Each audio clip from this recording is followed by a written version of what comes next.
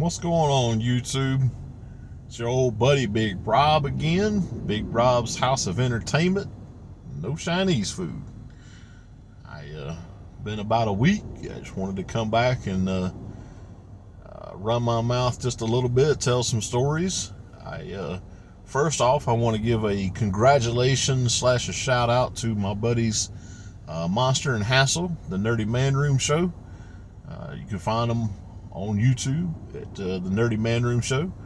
But the congratulations part is apparently they have got a deal where they're going to end up on Roku TV next year, and that's pretty freaking awesome. I think that's a great thing. They announced it on their latest episode, which you can check out. And I found out on that same latest episode that apparently I'm some sort of roving reporter for the Nerdy Man Room Show. I had no idea. Pretty sure my paycheck has been getting lost in the mail. So, Monster House, if we can get together, I can send you my PayPal details or whatever, so I can start getting paid for this. We'll figure that out at a later time. But speaking of my jobs, I promised that this week I'd tell you a little bit about some of my past jobs. For several years, I was a computer tech. That's right. This big, goofy-looking redneck would show up at your house or your place of business. I even had a little name tag, which I don't have any idea where it is anymore, because I was certified by Dell and IBM and a couple other manufacturers to fix your computer, if you can believe it. A couple of customers didn't. I have had a customer when I'm ding dong, and she opened the door just a little bit cracked. Excuse me? I said, I'm here to work on your computer, ma'am. Do you have any ID? And I slide my ID through the door. She shut the door in my face. I guess she called and checked in. I don't know. She did let me in to work on the computer, which was kind of nice. But it was not not too reassuring, the fact that she had to double check my ID first. But that's okay. I'm cool with that. I've done some work in some crazy places. I've worked on computers in offices. Been on the Air Force Base numerous times.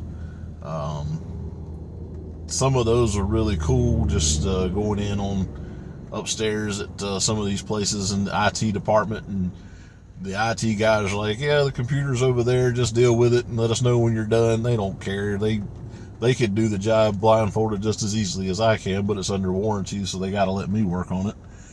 And so I sit there running my mouth while I'm working on the computer, just talking crap to guys just like me. I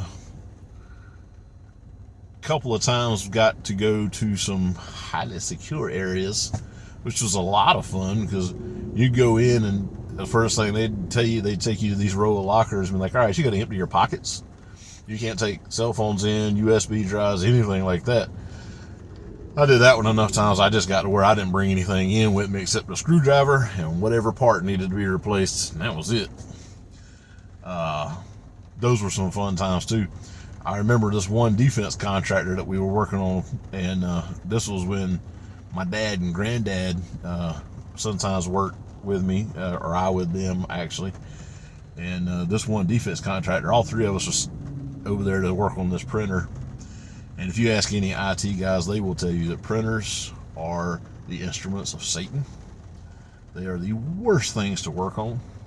If yours ever goes out on you, don't call the warranty in. Don't go just throw it away and go buy a new one. They're just evil machines. I digress. Anyway, so we're working on this printer for a defense contractor. And you get frustrated when something doesn't go right, and you just start pacing back and forth. You just kind of trying to turn it over in your head. And every time that would happen to one of us, one of these defense contractor guys goes pacing along with us back and forth up, and we were like, what's going on? And the defense contractor, we have to watch you. This is literally top secret stuff going on in here. Oh, sorry, we apologize. We started doing our pacing internally from that point forward because, you know, you didn't want to get shot or, tried for treason or anything because, we love the country. We, there was one good time we went, and I'm not going to say the municipality that we was there, but they had this machine. It was a paper folding machine. And I said to myself when we first got the ticket, I said, what the heck is a paper folding machine? And when we got there, that's what it was.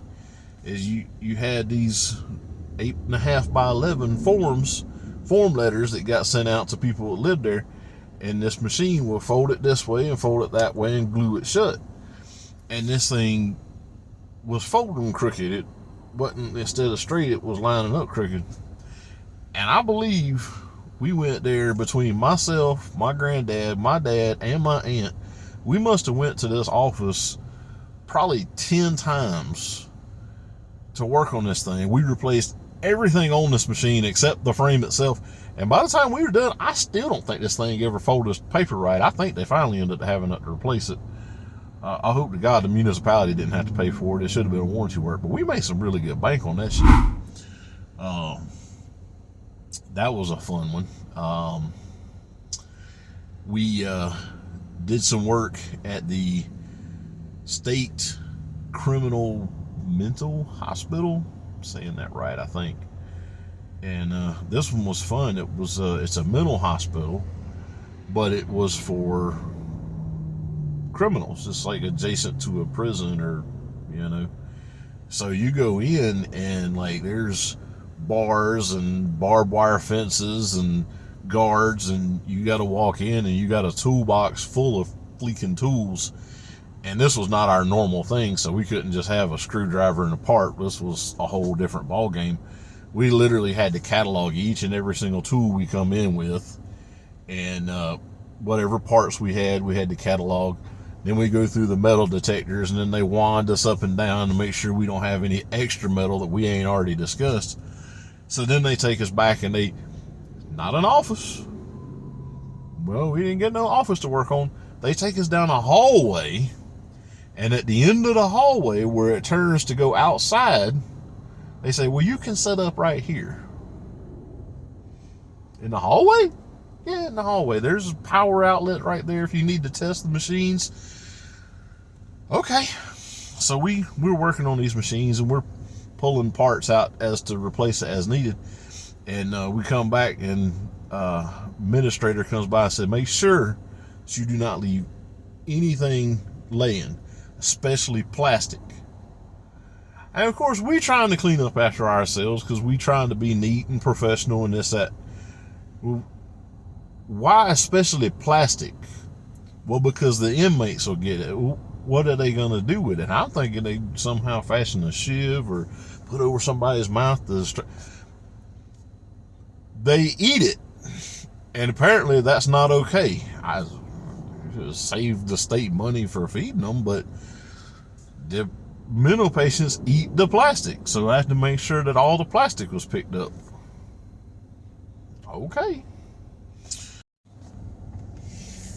But yeah, most of my really weird stories happened while I was working with my dad and granddad.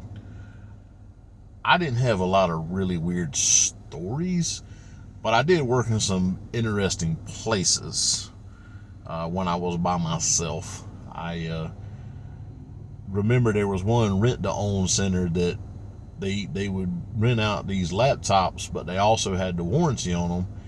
And sometimes I would get lucky, and they would have repossessed the laptop and then called the warranty in, which wasn't too bad because I just go to the store and work on it there. But there was also a couple of times that they called it in while it was still in the customer's possession.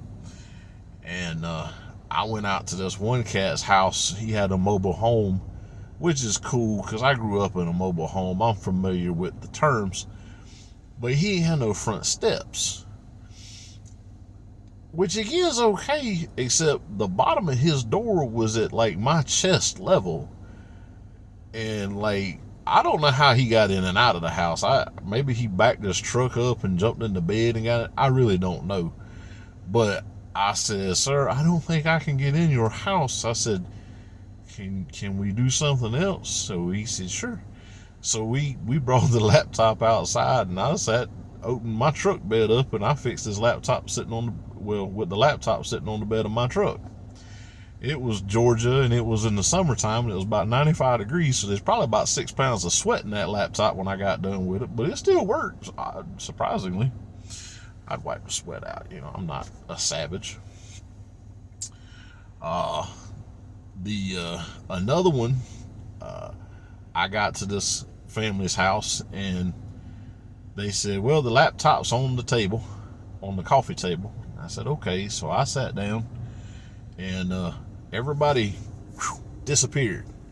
They said, if you need something, holler, but we'll leave you to work on it, which is really nice of them. And I picked the laptop up, and it started to fall apart on me. And these people, God bless them, they had removed every single screw from this laptop.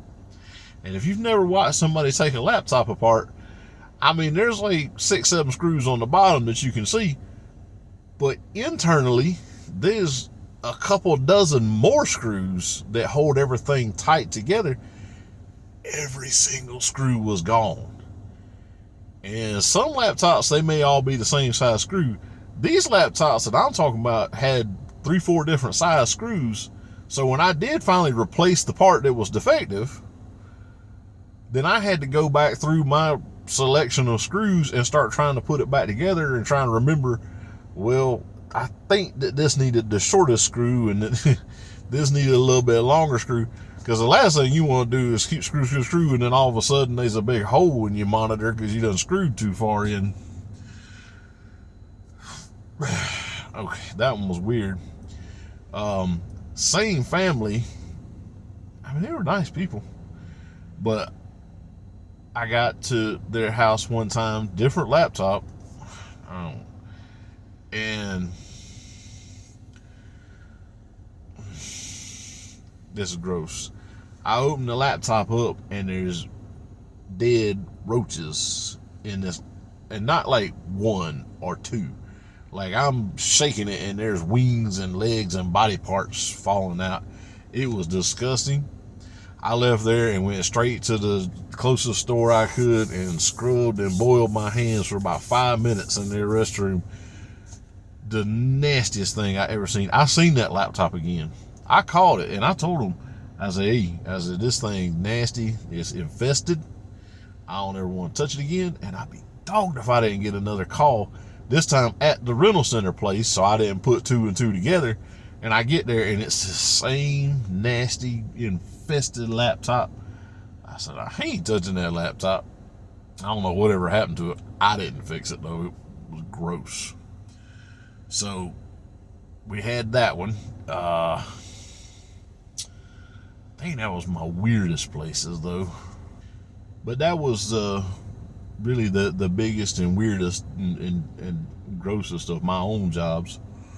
My favorite story is one back when I was working with my grandpa, and we went to this house, and it's in the suburbs, fairly nice house. We got out, walked up to the carport. We hear some dogs roar, roar, roar. It was some they hit the fence beside the carport. There's these 2 full-grown Rottweilers, which I was cool with because I like dogs, and Rottweilers they just big pretty dogs, so I was cool with it. And the people in the house was trying to, y'all be quiet, and they was telling us, hey, they're okay, they're in the fence. And okay, I wasn't too worried about it anyway. So, but we get on inside, and this house is just a little bit different. These people just a little bit different. And that's okay. Takes all kinds. On one side, on one wall was the couch, and behind the couch is this giant fish tank aquarium, but it ain't got no water in it. What it did have was a giant snake. And I don't know what kind of snake it was, because Big Rob don't like snakes. I didn't go over and inspect it. I did, however, inquire as to whether there was a lid on the tank and whether it was secure, and I was assured that, in fact, it was. So that made it okay. On the other wall is what I can only describe as an altar to something. I didn't look at it real close, but I did see some horns and some cloven feet, and some black candles kind of half melted. So I just kind of, there's the computer. Let me go work on the computer. So I sit down and I start working on the computer.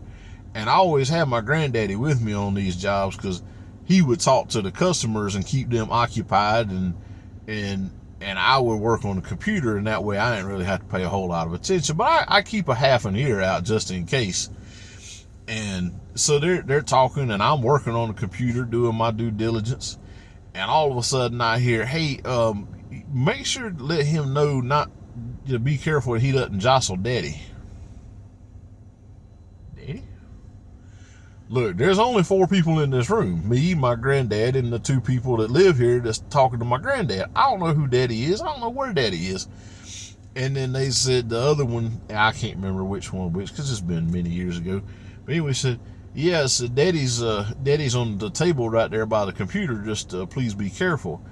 And I looked, and here's the computer, and next to the computer is a pot, like a flower pot, but without no flowers in it, just some dirt. Except it weren't dirt; it was Daddy's ashes. And so I very, very politely and very respectfully, I said, "It's very nice to meet you, sir. I will be sure not to jostle you, sir." And I fixed that computer in record time, and we got out of that house. Yeah, that was a scary house, and I hope their dead daddy's ashes is doing just fine.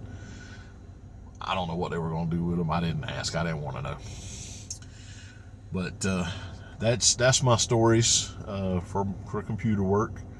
I hope you've enjoyed listening to them. I've definitely enjoyed trying to remember the crazy and ridiculous stuff that happened. If I remember any more, I'll be sure to tell you about them again. About a week before Christmas, so Merry Christmas, or whatever celebration of whatever holiday you might happen to celebrate is coming up. Don't forget to listen to or watch my buddies with the Nerdy Man Room Show. Again, coming to a Roku TV near you next year. And I think I'll be showing up next week or the week after. I'm not sure when we're recording. I'll have to double check. So I don't know if I'll have another episode of my show out before their show out, or if I'll hit their show and then be back over here. I ain't real sure, but just check them both out. Make sure you hit the like button if you like the video. Hit the subscribe button if you want to know when I drop new videos, then make sure you hit the little notification bell. As always, I welcome your questions, your comments, your complaints. It's all interesting. I read them all, try and respond to them as best I can. But you can find me here at Big Rob's House of Entertainment and No Chinese Food. I am also on Twitter, I believe at Big Rob's House of Entertainment and No Chinese Food there as well, because I've been trying to update that. I don't do much on Twitter right now, but that'll probably change eventually. I'll start doing more with it. Right now, mostly I just retweet wrestling videos whenever I see something interesting happen there. But anyway, y'all have a Merry Christmas and a Happy Hanukkah and a Happy New Year, whatever else you might celebrate. And may the force be with you.